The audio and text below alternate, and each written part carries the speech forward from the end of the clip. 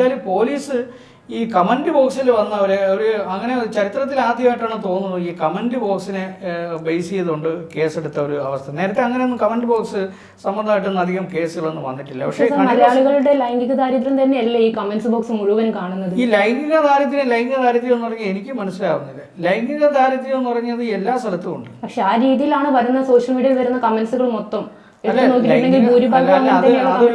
അതായത് നമ്മൾ ജീവിക്കുന്ന ഒരു പുരുഷ മേധാവിത്വ ലോകത്താണ്.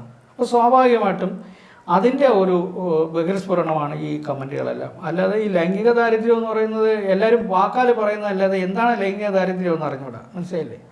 ഈ ലൈംഗിക ദാരിദ്ര്യം എന്ന് പറഞ്ഞാൽ എന്താണെന്ന് ഇപ്പോഴും ആർക്കും ഒരു എക്സ്പ്ലനേഷൻ ഇല്ല. ഇത് നമ്മളെവിടെയോ കേട്ട് കേൾവിയിലെ പുറത്ത് ലൈംഗിക ദാരിദ്ര്യം ഇത് മനോഭാവത്തിൻ്റെ പ്രശ്നമാണ്, ലൈംഗിക ദാരിദ്ര്യമല്ല. ഇത് മറ്റുള്ളവനെ എങ്ങനെ അധിക്ഷേപിച്ച് അതിലൊരു ആശ്വാസം കണ്ടെത്തുക, അതിന് കിട്ടുന്ന ഒരു പോംവഴിയാണ് ഈ സെക്സ്വൽ ഹറാസ്മെൻ്റ് എന്ന് പറയുന്നത്. അതായത് അശ്ലീലമായ ഭാഷകൾ ഉപയോഗിച്ച് അവരെ പരമാവധി പരിഹസിക്കുക. അതാകുമ്പോൾ പിന്നെ തിരിച്ചാരും പ്രതികരിക്കും. പക്ഷേ സാർ അതിൽ ചെറിയ കുട്ടികളുടെ വീഡിയോസിൻ്റെ അടിയിൽ വരെ ഇത്തരത്തിലുള്ള കമൻസുകൾ ധാരാളം വരുന്നുണ്ട്.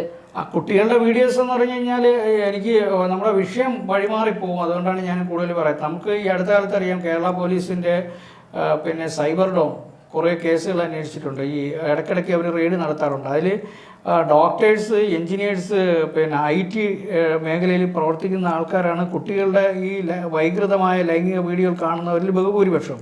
അപ്പോൾ അങ്ങനെയും കൂടെ ഉള്ള ഒരു സമൂഹത്തിലാണ് നമ്മൾ ജീവിക്കുന്നത് എന്നുള്ളത് ഒരു യാഥാർത്ഥ്യമാണ്. ആ യാഥാർത്ഥ്യം ഉൾക്കൊണ്ട് വേണം നമ്മൾ ഇത്തരം വിഷയങ്ങളെ വിലയിരുത്താൻ.